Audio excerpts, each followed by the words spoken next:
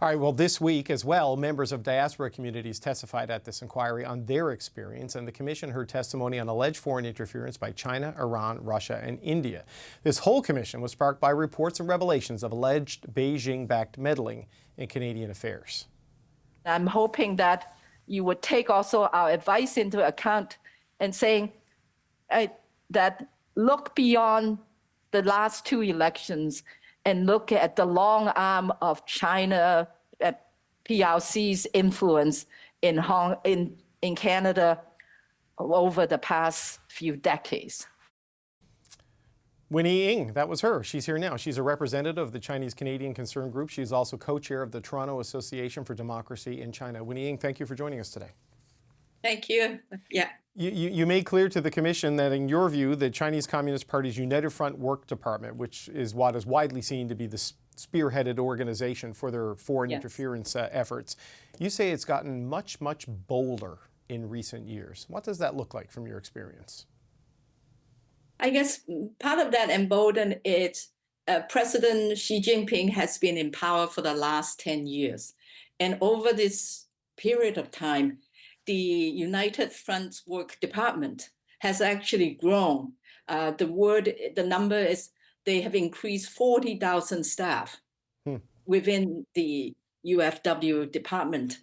And what they have done is, I think politically, there's the Operation Fox Hunt, which is a global operations instigated by President Xi in the name of anti-corruption. So basically they have Chinese PRC police officers going across the globe trying to catch the fugitives who might be, quote unquote, under corruption charges.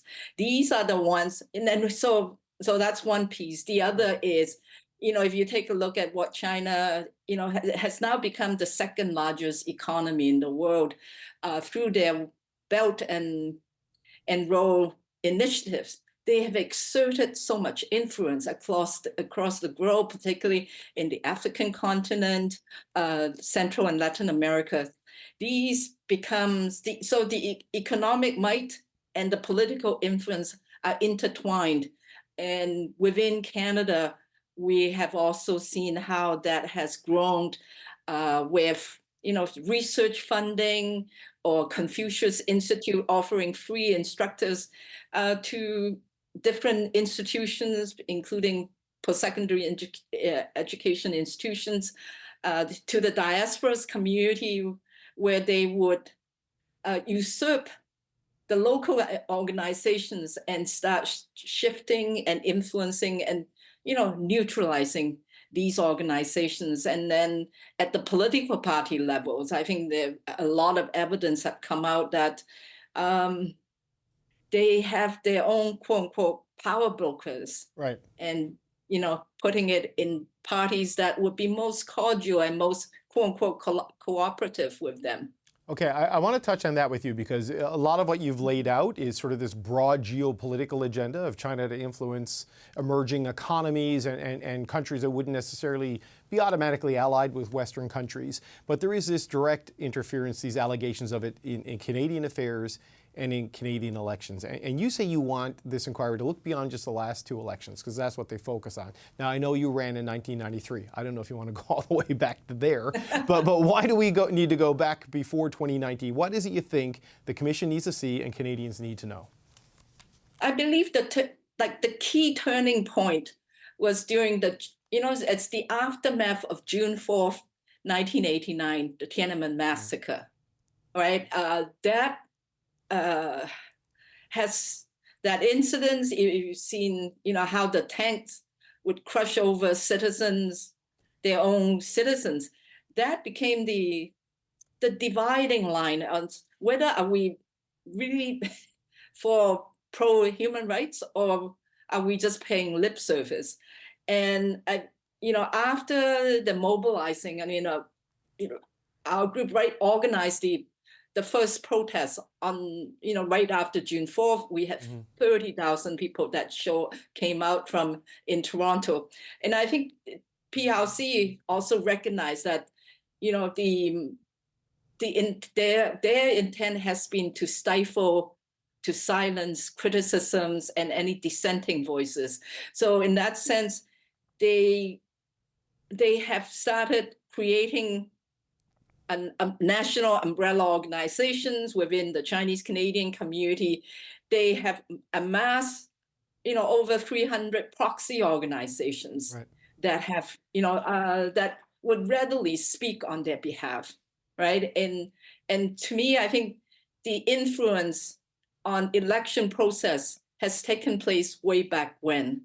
I mean, personally, when I ran in 1993, there was, seemingly some support from all quarters as a community organizer. But I put out an article in the Chinese newspaper saying, I hope one day we would be able to acknowledge and commemorate the victims of Tiananmen Square, right in Tiananmen Square itself. And that became the fault line.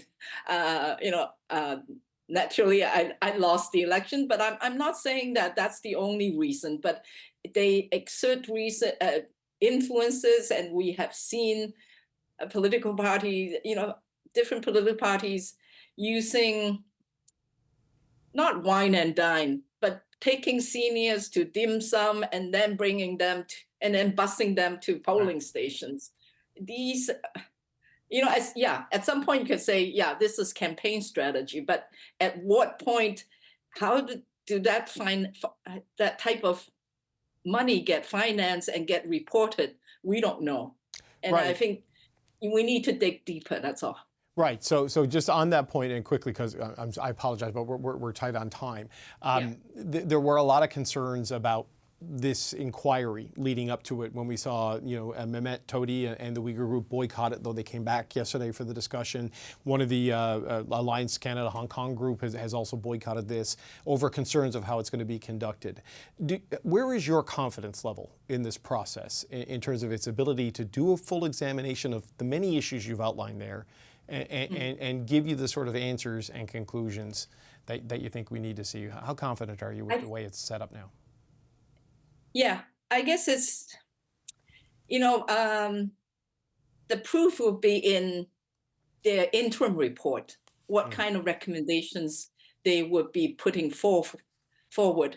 And to me, I think it's important for us as a community activist who has been working on this human rights issue for the last over 30 years, is saying this is one step forward. We're going to continue to be vigilant to make sure that the Commission's recommendations will be implemented and that our government are going to be held accountable for that implementations. Yeah. Okay. Winnie Ng, it was nice to meet you. Thank you so much for joining us. That's Winnie Ng, representative of the Chinese Canadian Concern Group. Thank you so much.